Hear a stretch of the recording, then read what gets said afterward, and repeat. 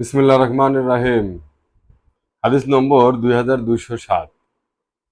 হযরত আবু হুরায়রা রাদিয়াল্লাহু তাআলা আনহু বলেন, রাসূল সাল্লাল্লাহু আলাইহি ওয়াসাল্লাম ইরশাদ করেছেন, এক ব্যক্তি রাস্তা দিয়ে যাচ্ছিল। এমন সময় তার খুব পিপাসা লাগলে সে এক কূপে নেমে পানি পান করল।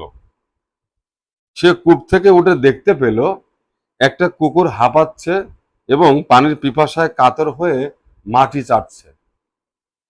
সে ভাবল, বোধহয় কুকুরটারও আমার মতো পিপাসা লেগেছে।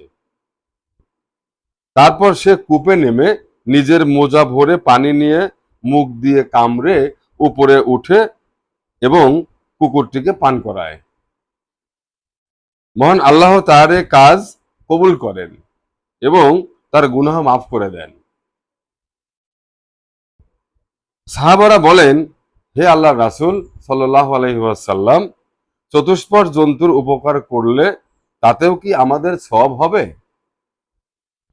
উত্তরে হুজুর সাল্লাল্লাহু আলাইহি ওয়াসাল্লাম বললেন, প্রত্যেক সজীব বস্তু ও প্রাণীর উপকার করলে তাতেও সওয়াব আছে।